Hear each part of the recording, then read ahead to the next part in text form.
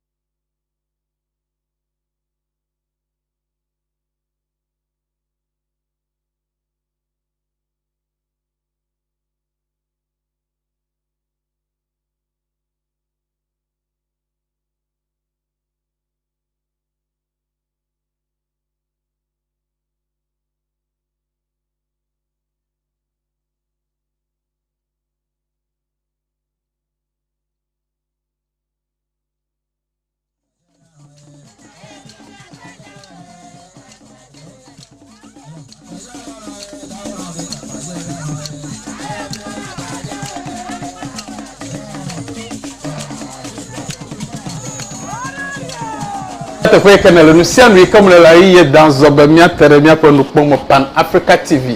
Wana ikenye de to me ke kpoge na boyenye Dumenyo masu afo chofi fada sne ga dere plafa. Nye plo do da si wo nye be mia to du kodo.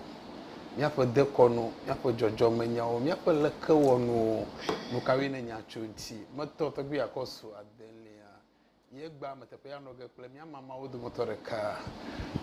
Mama gan aboshishi. Aha. Imanya be miye be amagashilo alo mamishio nenye bu gbova na baba ko nti na mi melegbo no ge gba lo ya legbo nye no ge gba aha adas na wona fa no mi no sroge gba medi ma tro wona fa alankumele ne wona lo wona fa mu amedi ma change ma trevi alo mi asro no gedo enu abakosera avanye avai mi afa mu no fu dem na mita no magem woji o gakama de wona yi ya da tom yikenye be nenye be amevivia de yike mega kpokpo menya tefe yike wolo megala ma ko nkosemo yi kadodo yike lo ple do me bua doko na dredami be ameya yesebe nko didi ye benya tefe yike ne lo ebe vijije nenye menya tefe yike ne cho na dredami amama yo meti gala be egbe pe kosera to yo va ya de kapiare na nyanwe be yele bie bono alaba yecho ye hofotoye obo ye toye kejia yoku alaba yo no gbola bono ifia ye hofe bla ton plejivo ye sebo be yo bo fufa lo ye tatejia echo bakpa alaba mi gerema ayo pe Torgbui nkona mi be aso alaba mi gerema mi Torgbui ke yo na be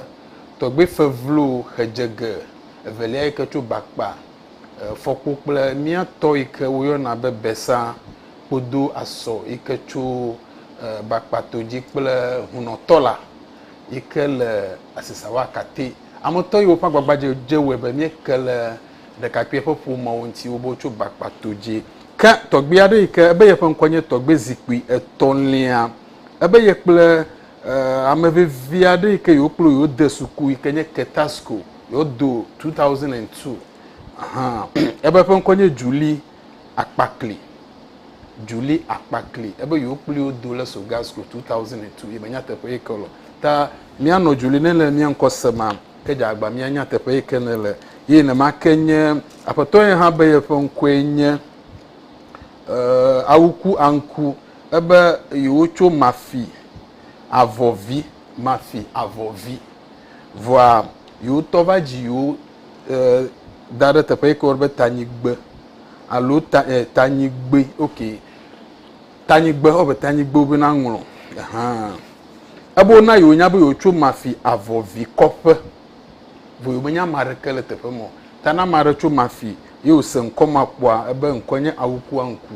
abo yo chu mafi bo fifia yo le tani gbe tefe mo oji yo kata kora ku yo chi tefe ma gbogbo nye ya ta nenye be nya no chu amomontia na mia nya medongo gblebe mama le mia gbo egba nye plemi no sroga mu gede ofia ga mi kure nya pe de kono nti beje ma bia bari ebunti kpobe susukata ike Yehowa ma wa magbota wasi eve nami miunto ami na nkwasi eve ya obe eya nyemi ape mie ye nyemi ape ndusi miunto na nkwe nemi lenkure mi apasi ntia akpobe no gbegbele de sia de ike la gbe ya ma emi twa mi ape mie si he woni kafra na ma de dafoji ala ma de yire gaza ala ma de dafoji fifile na bia lo afoji malwe enumele na kolewa omiesie na chochogalwe na ma de kafra de via de ngoti nugbelan e no bina tutu ya mi ape miesi ye mizana e na makani mi yide enugodo ha mi ape miesi mi cho jira mi ado kwido mi ape ndusia ye mi ko duo nui ye mi ko honu ramasi ye mi cho duo egbenama presusu be bubuto heade le ndusisi gake togbobe emiesi yenye asi kemi mecho he ni dobubu no yenye enugbegbele wola ha amegbeto de sia de le wa gbenu no ma oji o jijo popo onye esro de gbe jijo popo onye pele mi apaku gbenti jijo popo ganto ekela amegbeto de sia de fa gbe ma yenye esro de gbe nenye nyonu a emiesi wonu gbegbele de sia de gakele nu wa emiesi ocho asiga hedene ni mitweva so enye klu nyafa gbeno no eke no mi le egba nyemanya nuo kama tom nelo ye nyemanya no no meka me nelo do mahi Yehowa ma wole jiramdo abale ko le emiesi jiramdo ena sigede de echo ene egba toyi wetamobum nele nyemanya bobesese menelo do mahi wonto pepere nwu ike ne wona mada yewebe enu gbeblem now amade pe kokonsa amade pa lakpa iko da chontiwa yewebe bebesese do no egba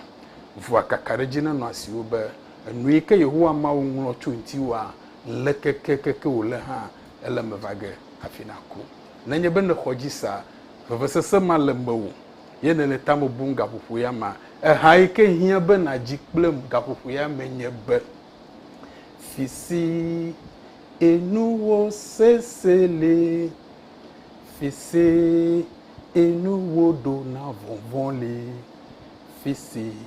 gbogbo na ode afima ye ma ovanale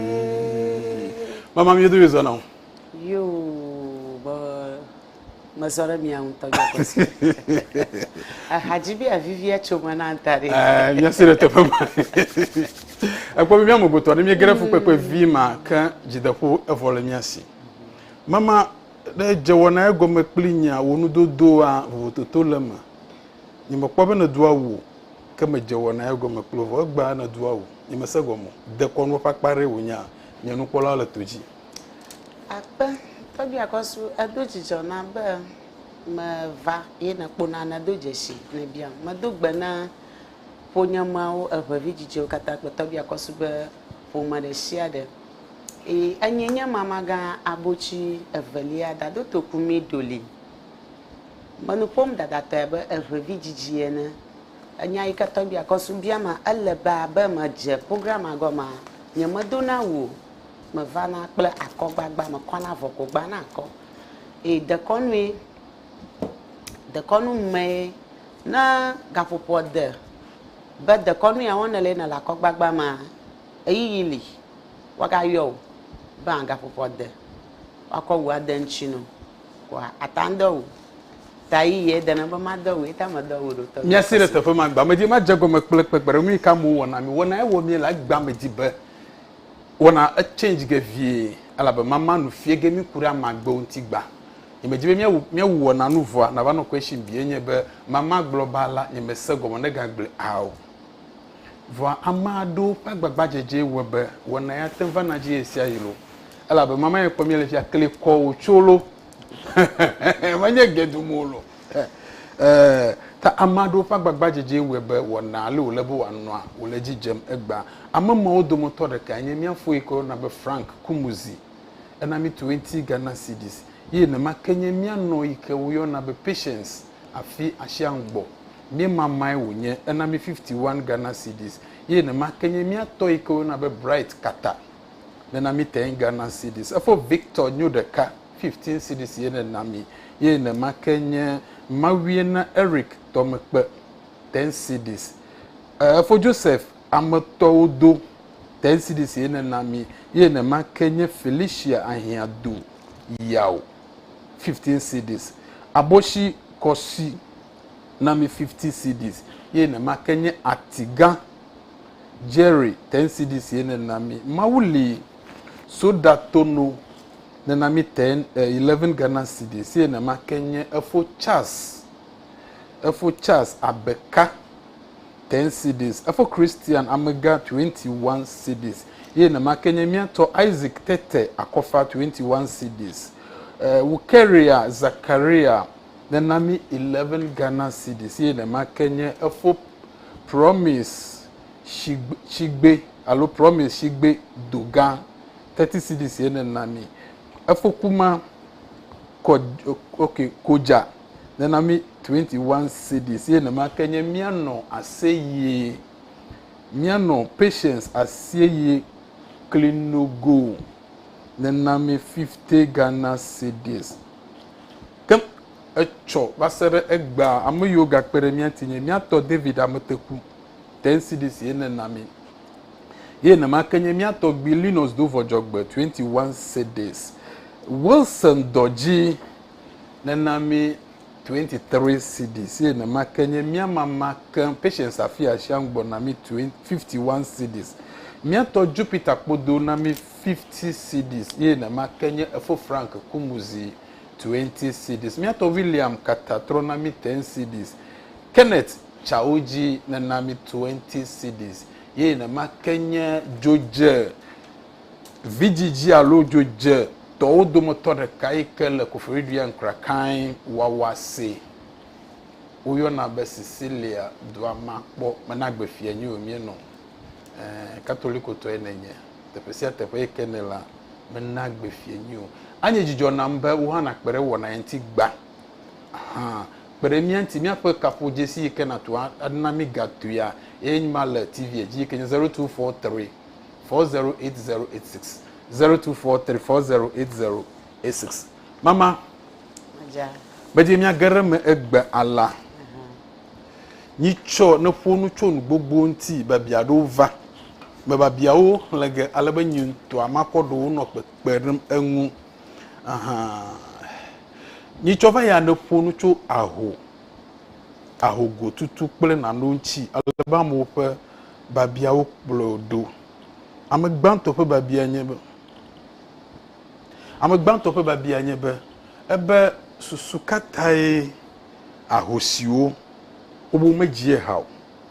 omoduoro omeliechi jojo miajagomacho ope dudu bolo ope hajiji susukata olene na mado yo Torgbui Akorsu akpe maglobe ni togbo na be ahosi ma jia hawo ma lachi jojo alo ma duare ajaja nko tebe na amesrobuta ta flachi konwulio wona le ku agbe abe wodudu ko konwone yo le na medena tome no ma we no wo ma woduga popopo sere gaima na lahochi afina duo ajona be mama ga bochi nye devi suere bia nta seta yo se gom le maga ho gbo be na nya hoshi o ma le ode tome wo konuna wo ikama lahochi vo ina vi wo duma amesro ganara mama adua wo plama nene make adowa ahajipua ejana be kafia basro kuno me ekpotole jijo popo mo mblani uma wo mo tafia ba na haji jijo popo Torgbui Akorsu abami anya ba na mi wo duma jijo popo edua wo alo jijo popo eji aha ta ahoshi ko mblani to enya hoshi ye jona be sedede ado vana be zole afiko amana kpo nublani akperenchu o hana ka gbo jijo onkeke kemia kpo echijoju oba hausi melle na chijoju echi ke odo chiju wa hojo ahosi be chijojo male a jona le be ahosi mala chizamo ele ba ahosi na le chikaba afi ofu gana lo alo afi ofu gaton na manyo asro nchu alo asro nyo wika yingbe a va gareji le chi ale fo ipo yana podi eta ko gbo na be ahosi na le chikaba le tutume afi azanado na manyo kaka zanado vuvo ko gareji o va le chijojo ta esede de ma ko va ba ahosi mala chijojo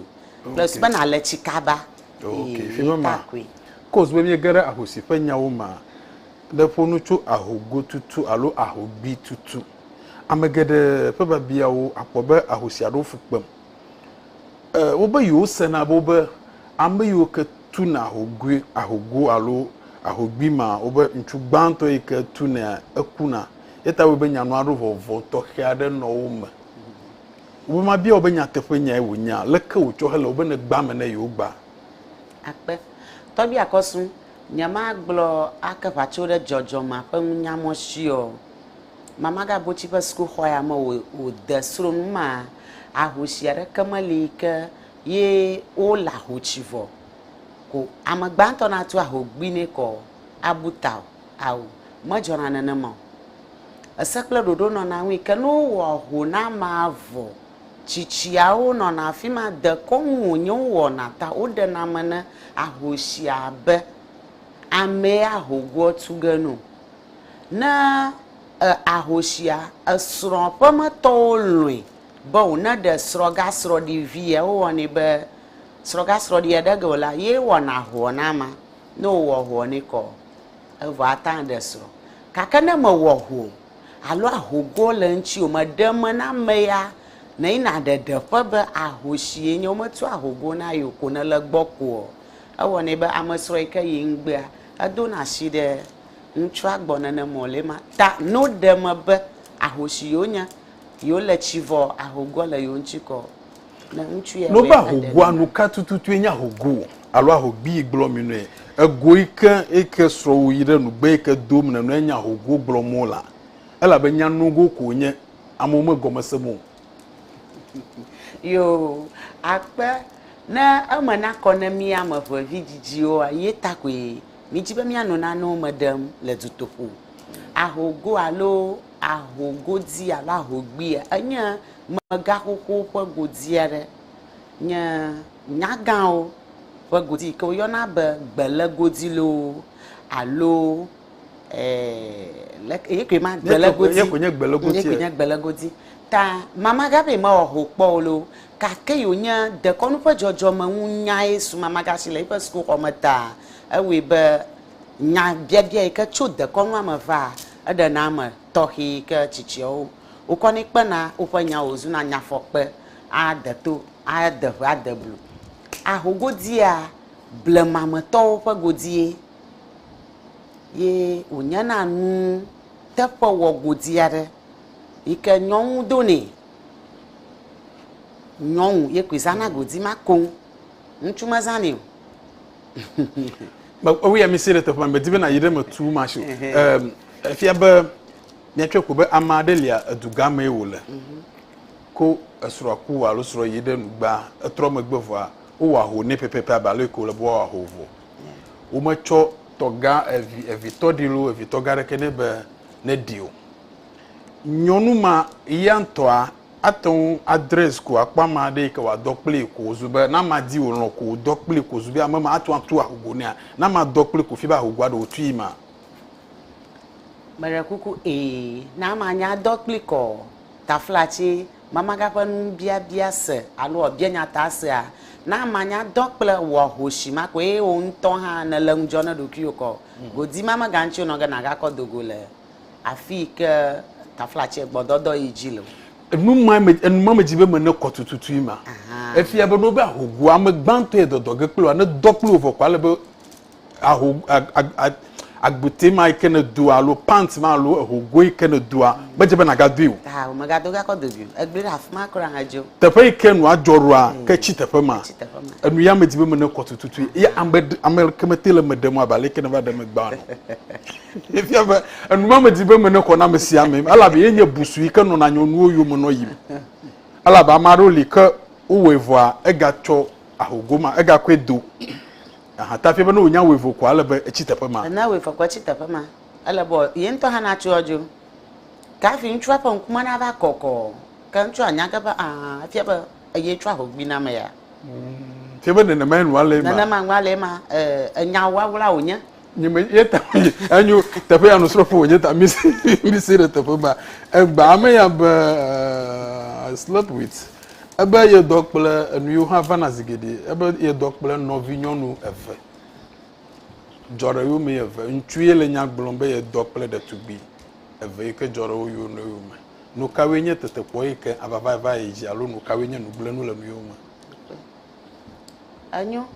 na amana kona mi ava vijiju aye kwe be apanu vo a o ma woni vanovio ma vede de kra ha no ma chogolore ka mo ma te o ma vakatarego e na mare ma lo ba ya no ino via gbo la chuma po o nchua ma te o ma vakatarego afio bazu dada vi joro yumio e nchura ka na ba de dada vi joro yumio gbo apon vo na mi anyonwo ye mi mate ko kogomo ye mi di bloka ba ha ai ga no nglancho mi anyonwo ho mi anchi e na nchua saruki go ma ba o e nya be wo ponvo yo dora chichi a ugbo o woni alagbagba o yo na po makpa avua anya po makpa na akata nchua ba po makpa avua nyonwu ho ba po makpa avua tena popu ba ahonya reva kwele ka yo we ko chichi o gana da ma ko o fu na chidi de konwa o woni to de konwa moji ale ahadina amu kaka no mo we na ma gbere ipanu glafo sugbo anaba na ngogba ima na togbo ba magbe do manye tangu kuna no lele tangu voi do klo na di lamanchi adona abe ya fa ba bia nye bebe amachichiwa de konwa roli anu le wo ma omofu wonu 20 agblo na yo be susuye kla susuye tai yo le nu ma wo mdo le kparon ma obe na nye bo jivi ye nke ka drande o videm le gwa o kochi de ebetam alo kochi de ayochita lo zingritam akole de viaji ugena anyichi la de jine de via ugena echi ble aha la de jine de via wa no le nu yo Torgbui wo madu ko no wom yo no tepe mo no emedem na yo ne mi yi gbova na le enumonti koge wa fi mi adua amaye ma bia obedi amajojo lia maraku amajojo le ebe ma bia obele kemia wo hafia nyabe de via amajojo e wonye ye na manya majojo anu kai wo lebo woni akpe nu yi hana anu ma fa ne nya ba amajojo ado akoto na avifa fa pa moji na de via na no zanvifa zanvi kono fa na wore share dokbu kana amachichiere la pa makpimi alo wo vigila na kwedo nkuma na amachichiere bo ye vi kwe zanvifa ma no to gbogbomaniyo konji pretotimo momo naraka goma same gbona ba mi kpo magbene de via magbe popo azubo kople magashi ofanya kano yibo ko gbo kwa me ya de via jo a eva je na apona no yi magashi gbo me eva jo eva je apona okay kenema fo nouveau na fo nouveau mado sana joun mado chiko fo na da fo doma maro blo na ba no navo okoto wu ne de via aloko no pa me evo apa sia pa ma kle ko tapa jojo pa jung sasai amado ha blo na be nje be de via do amaga hoho de ku la pa mambo hoho va ya wo be de via ro gagbo va jo ikenya mamma ike gbo va jo i ha jo na ne ma a jo na pa na amaku e pa jo fa totro gbo ma va na Torgbui Akorsu ma karaji be azu Torgbui Akorsu gba modu ta flache jojo ma fa nunya de fia cho David onyano abanya mama ga botie la fia gba mi popo ma hunshimanya gavanya magashi ya majo ple mama cho David afi ta maga hoho ike tro magba afi ba jire jere ko na maga ho mapa nu te fo wo fo bu ojila ma siama gbobe akpora be makai atawe pon gbe makpu ko no jide via okpu de via pa chomoko agana de ma ye gana de ma nma tai jojoli nto jojoli mi gbogbo gafa ne mi gbova mi ji ge pere ni ntie bo ne be akpo mi akwa kapojesi kel tv agifia enu yo kata ma juro mi le tepe ya mi jojo gele tepe ya gadre plafa ne be nya de kususu na mi gbro nya de ke kpobe me de fo ye tibi adomi do a na to ankweto tepe ma kwa mi le dogodo la be nu nya ya dido e wonye asimotunu ye ne ma ken na me ko na wo ye ne dibi abie ema nwule na ko to tepe ma kwa mi le emedege be di mi ayi mi agbo no di hare ko chumi ne mi gbova be va mi agbo le kliko e ke mi no jawu mi no mi ape de ko no arowo na no yi le tepe ma na ga na po no chonti egba Edem minam miniti eton magbova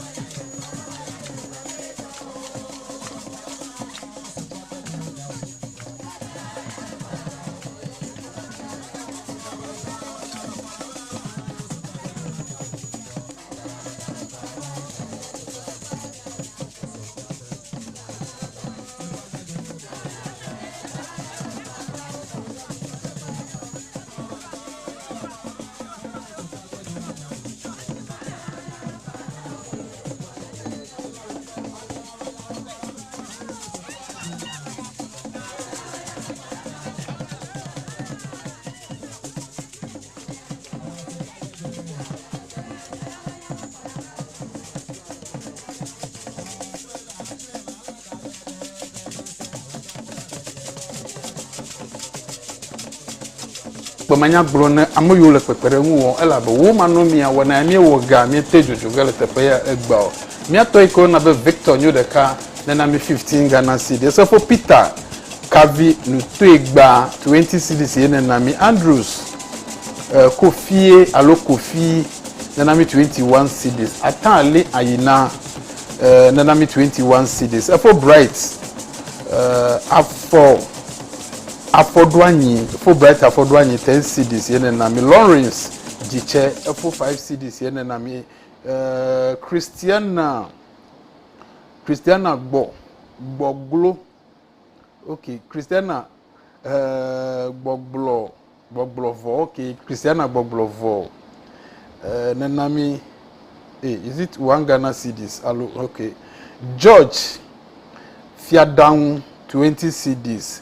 For Joseph Kojo Haibo 10 cedis. Ye nama Kenya. For Christian Amagache 10 cedis. Dogli, okay. Dogli, Dumenyo Favor 10 cedis. Vincent, for Vincent, Georgie Nawo 20 cedis. Ye nama Kenya. Miato Emmanuel Ahun 11 cedis. Nikofi Kuma nanami 50 Ghana cedis. Ye nama Kenya. Miano Helen Agobo 10 cedis. For Anthony Koku Bobi 21 cedis. Ye nama Kenya. For Bernard Joshi 10 cedis. John Adanyo 11 cedis. Ye nama Kenya. For Christian Lajagla 10 cedis. Robert Agbovi nanami 10 Ghana cedis. Ye nama Kenya. For Daniel Ayeji nanami 20 cedis. Jagbagbo ha to never egba. Mama miayiji egba. Cho miape de konu wala ba oba na mia amachichiwo le de konu wo ma omo no me dem na de viwo amape be bia nya be no le videm legu aminya nwe be nkeka dre mi de vi legu ala ba chichia wo fa nunya no a ke de vi agbova madure wonye wo manya be aga gbugbo atrajo ta wo jona nkeke adre yo le mia si be nkeka dra wo kata no va yi vo a ko kpo be manya madure wonyo kebo do vale khama no gafi wodu onkone de via le nkododo na de via ogoma de kono aro yeji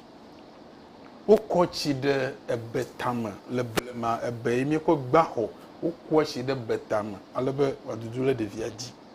ogie anyichi alo echinono lo aha de adagina de vio enuyo wa susu kare de magbena nuyo akpe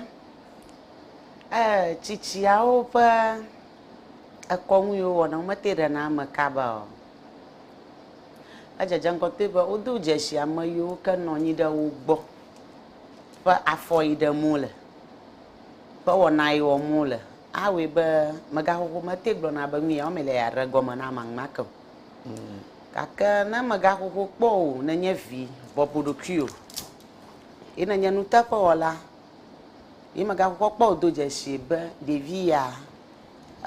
akobobo nyanya kola egbo ma bia ga kraba angango nchu viere lako wef maga khona gble nawo do akwe doje shebe bobo nyanya la mawo da devia de o pagbe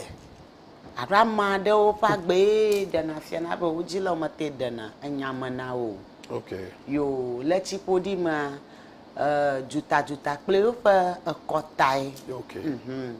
maro jina via nkaka toko hanidego okay maro jinegba aharego gba maro hanidego nkaka antre maro hanidego nkaka enyi alo aton okay kala chipodi ma kle konuma ohun li vovovo kaka de beta wana alo eika nyu le mi mia de konu mi ahua ogbo ole kun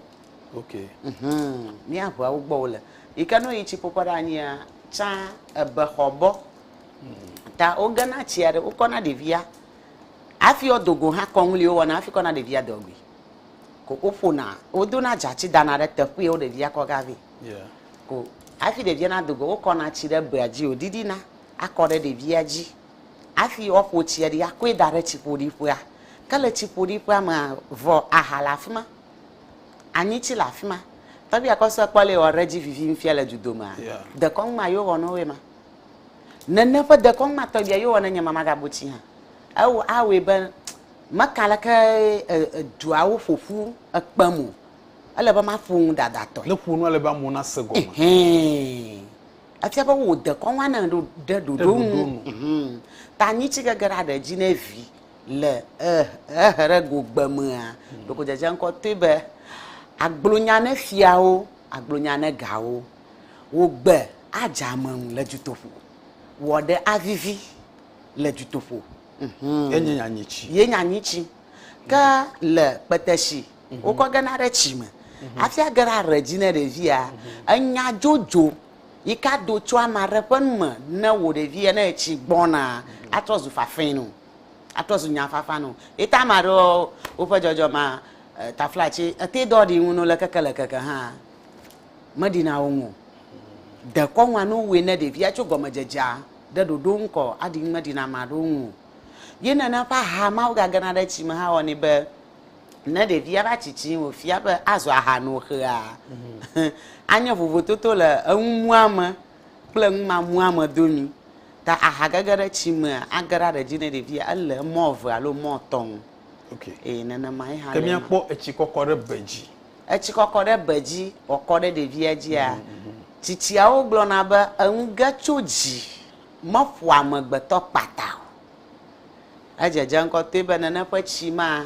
ta flachi atangara chi jajama o haragbeveno echi atanfo la fishi afi ikanaro mako dolelele mo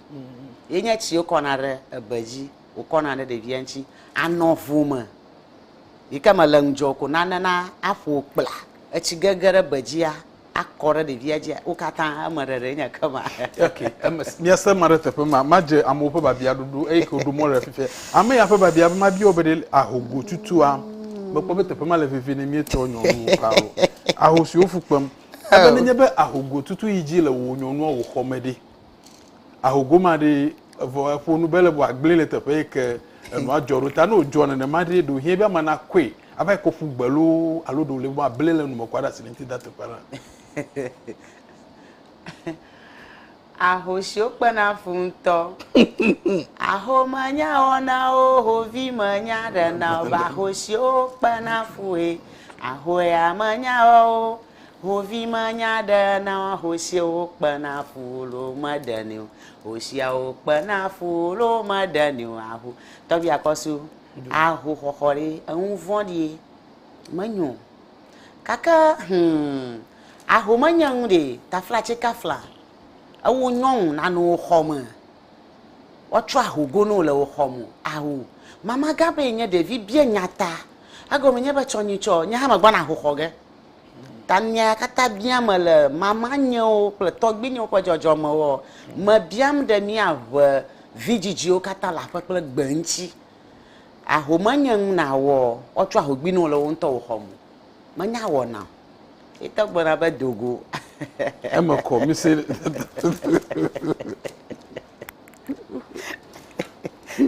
Torgbui Akorsu aw abi ema bi obede no wo mami ebe no wo mami na ma da lo wo avoyi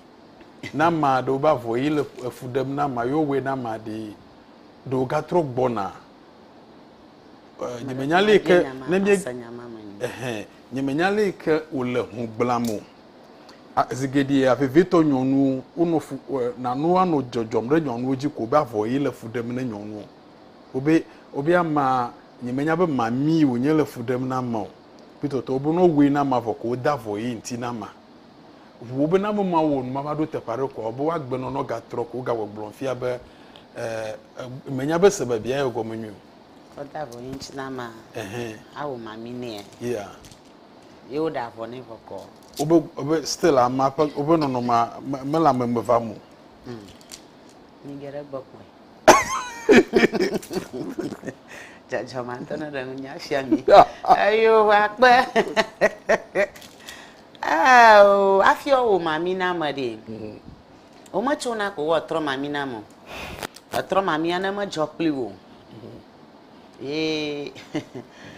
nasiba mami sho tananwu iho ta na imaga shere gbolo na ibukoro gboko bo na ofo yita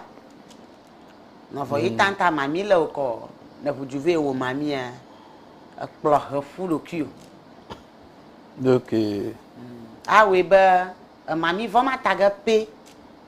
kakan kakali ofo reka dalino no trafo dalino mi ya wo ma fina be tavo wie aga oga mama mi cigarette na for you. Oh, okay. Abote ya befo kwenye agaza 1 le inside nuka trazako. Le trazako amasebe trazako e galete pe malo mi hine galete pe ya. Ebe agbagbajem ebe osusu ebe you are so intelligent. Ebe agbagbajem obe bia onti dodoa. Ale na le ba bia onti do popo ya enye nu ike ele ejijom na ye. Ame ya be obe nenye be amade jive. Zibozi eton. Omega wona evenamao nyate kwe wonya yesusu kai damagbene anumao nyakpo susu damagbene evejiji jeton e omega vogo gbanto o wona ve nama okay ika evelia amaga idoji edoha ba ko jive o ga wo vranika eton lia afota afia ba adufia le vejiji me ezo amagan le vejiji mata ya o magate evelia etonlia o organi mi adama gbani ko nya kama na jive jeton o oga jeve jeton lia ko maga organa o okay tafia be ke no jore na made eveze ko lina de no jona na ma veze yo lina eveze agbanto velia etonlia ye e ba kon ko ba ona na de via kpotu o okay yezu vitata kle vi mama o fa konwi ta evejiji eton o maga li vezo manye fi podara ka onyolo jojo man to ili dari azu amaga akpe okay mi ano ya be ye fa nkonye Miranda kusogbo ebe ye fa velie vivia de ke ye maganya tefe ke o leva sede egbao ebe ye plie the nursing training le rara ike ebe apeno apenkonye Messi panwe alo okay panwe nye nkwe onwo ebe penkonye Messi panwe kan the rara nursing training ebe tepama with the school ata mi apeno Messi nanye benele mi nkosema wo velia beve ko yo na be Miranda alo ya kusogbo ebe yebu wonu ya etefe ejiti bada ko manya gro na masi ama bevito amoyo le pepere mu wona ya mia pe kapo jesi ya 0503447550 aba bia de sia de ke kure wona ntia jagbabe na awon mama meji mi ayi mi agbofo hafi mi ayi mi agbofo meji be na fie na fonu chu amagbe ya ntia na mi oyo amagbare be kokro tochu oba nwo no yo na amagbe mai male eni TV eji anya kpo amagbe ya nu kapu me vimia to gbo ko woni ala be mo po be ne etu apele te bia fifi la kwa po be amagbe ya va tole te pe ma amagbe ya nu ka ozan ko woni yo Torgbui Akorsu kokro tochu fama awona nu vovovo abe ale koklo denagbe koklo ngo gbifa gbedede yeah e jojo ma sene nene mai nya machi e po do na ima na za koklo tochu ta flachi amare le pa fotetem na za koklo tochu makpa ko achu e shira fo na ma na manya gbogbo mo na da ka onyo kwa emiemiege nene ma ke koklo tochu ya ka aga le modeji e pa flowers koklo tochu afa yi tomato le tamane mara kuku anya lucky na lucky vanama yika atankwe miss janle alelo atanwe adachimima anu shishimlo alo atanwe wofu natu akochaka wa mishishi anu lele kakado nkujiba amasha maina yo pa woda na jani afi woni no bude jana amagba ale ko to hadi jana magba ale oda jana oda na jana magba adokola ba ale vina mlonyi gapopo na deko na ba ide via na fon na vie fui wanyo na manya ejare na maima ta magbale bo wanyo magbale bo dugba magba wanyo de na magba nyoga afi na wi otonu na manya magba ba zazaima talebo no ina jadregen amagbede ega moviga ikenye queens yoko woni alo ega lo nu kato gbo ko de eja na magbe na anu fefe masugbo atako gbalaga nye gaga re sia re ke jeun nton adara machi mateko ayu ofo ba alegbe matros gbe aka na ewe na trozo ama okplo ero na ewe otona ya emi ala veve ne nyanu pola o ebe hafi na deja na magba eko gadara magbagbo atwanye queens 20 pesos atanye 50 pesos atwanye 1 cd atanye de siade ne dagare vo abele na global ke alaba na glo ne be alegbe mu a agbe onya aka deja ne fie na ewe na trozo amachi wadagbele nchila na ewe otona ya anglo gba mi o kliko plito mi apa anglo gba le deep too much magba na tong besrogeta ma chaka egbia mi to amu especially kliko jita atoko blessor esoreka fiaho anglo ga kwa ele clevi ele deep too much mi anu mi tibu abene nyebe na magba oga elebe na deja na magba ike fie be no nyu magba na nwia na ko gadara na gblo ni be eyi o le gbe ya ma egbe onye vo gbe ike va le wo ma ne wo dore nti aba machi alo magbe ne dadone ke egbe ke nu o le be na wa ewi mi enu pogacho abedru nti va mi ava 1 minute mi nam halo nye promo ma mi afu na mi gbova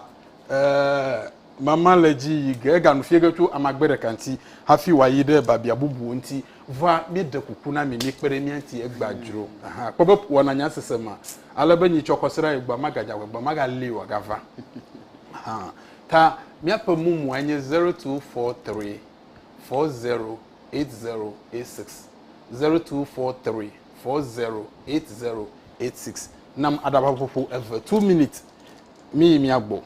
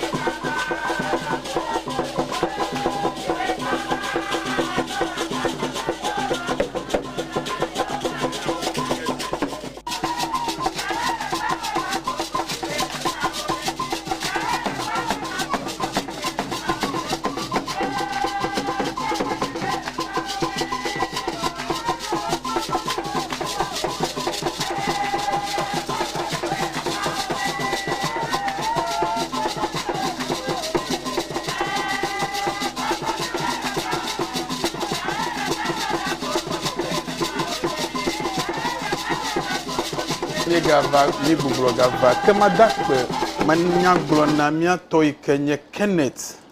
kuma dovlo na mi 11 CDs efo hope jihlonu yes nyatepe jihlonu vava jihlonu agbeko hope jihlonu agbeko 21 CDs gamesu dodwe 51 Ghana CDs nyegbedodora nyebe gamesu dodwe na chianyi consider the siade Gideon Mensa 10 cedis Gideon egbanyamolo Gideon call center Gideon anachianyi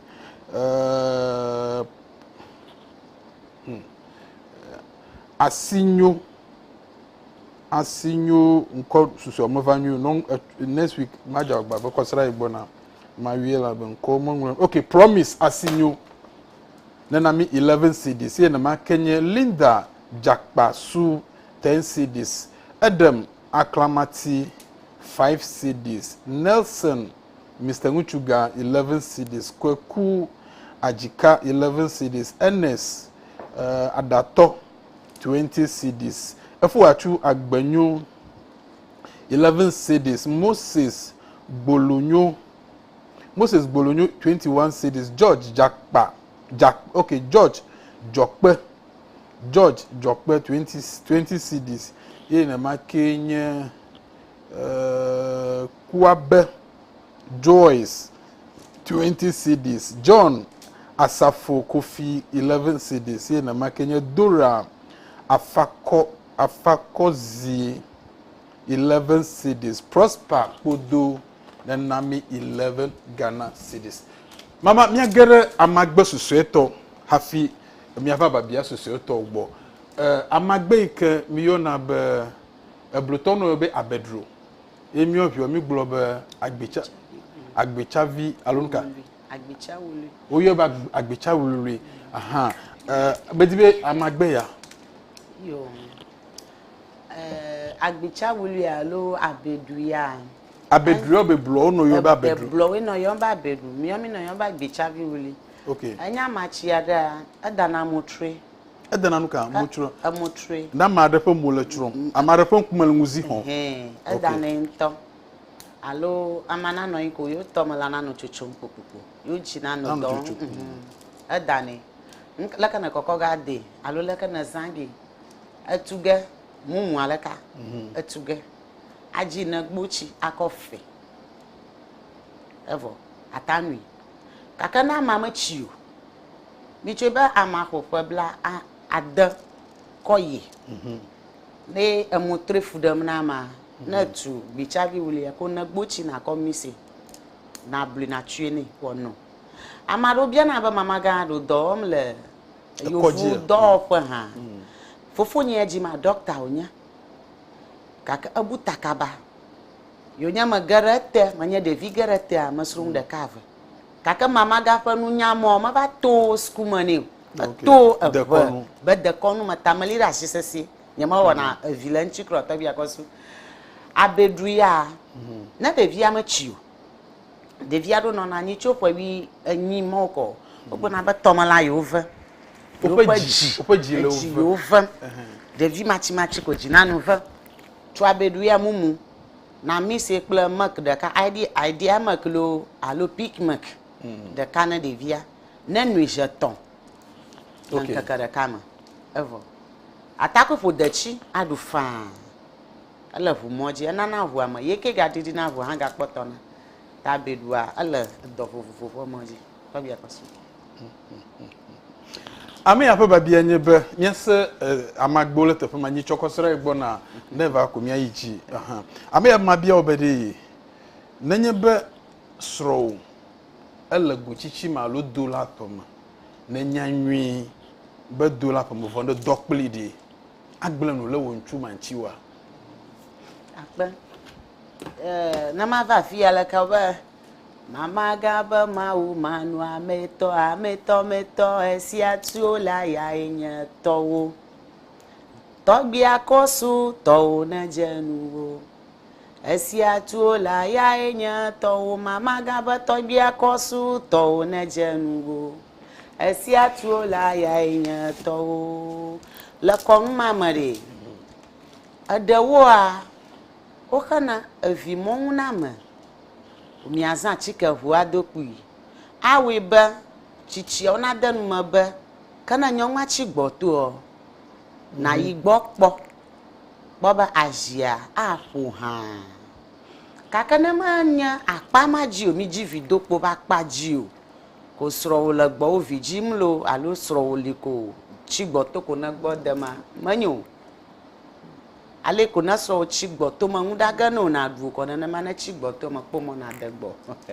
ako na di gbogbo da ma jinto ako na edi gbogbo bu ne ko na da ma jinto but to chichi anya nu nwi kaka aga glo na nla kpara ulu apotore bia bia re kure ahogo nti fifi la e mebe agaza bi le trazako e ga tro bia fia bedi apoto ya ogona bena trazako ne la obo gale trazako e ga bia mbedi kedenye be amanyonu adefa to ahogo le ye nchufa khomedi nchuma de ale ko la ahogo ma ogi nya ya mako na nyonwa atu ahogo le wo nchu agbowo a nyonwa ma ve ma do gba ve ji nchu olo Torgbui Akorsu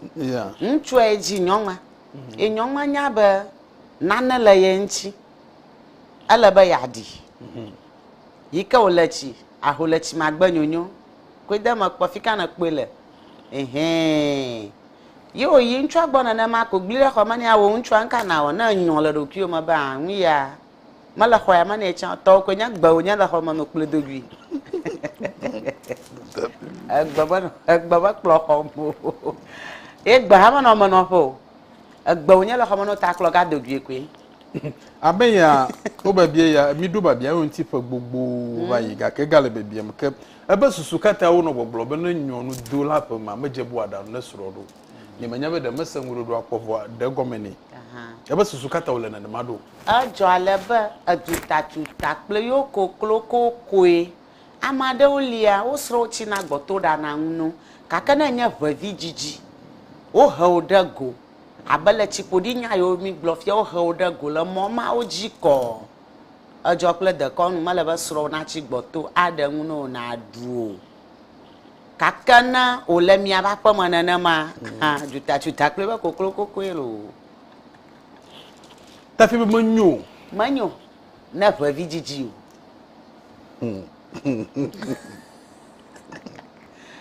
baraka alo nkaka toko mtu na yima plito ada na so do de nko ble madakpo manya gro na mesiam be di ma se gbetore tefe ya va mama nya gbogbo le si gbogbo ga fi ma pa wona gba awa meike opepere opo kele nye pon fia wona nya popo na jagba be na opepere mu ne ma yo nko ala be mo fo gadre kla fara ko mo nko yo ge gba afi biaju mi afa ka fo jesi enye mumu ife line ya enye 0243 408086 0243 408086 veto mi amu yo kan le afugodo abrochi ke mi le mi poma mi na mi asemi onko ela ba nu yo kata gapenya ewunye madakpo menya gro na mo yo kata peremienti amayo do gara fi mi te yo ponko egbawa na yeho ma ono nyi chokosra igbona mama vavage albo abayide ekpo wona oji mama afima da selen tu gba nyi chokosra eva ana ba leti de kanya meva mi agbo de konwaro yiji de konu ma nyi chokosra na gbona baba bia obiege wakure de konu monti afimi ajo gba de konu mo po domitore kamile dege afiajo anya relation na ebedu afimi ajo a vito amoyo tromo gbede de konu yo Torgbui Akorsu nyala shinye pa anya la shinye nya na eve vijiju enya be maga gloga kabe anya mama ga bochi na mara nya kpongba makeklema de konu mama la rasilo afi yovu gbanle nyala o dena mama ga bochi to na office mo katava yina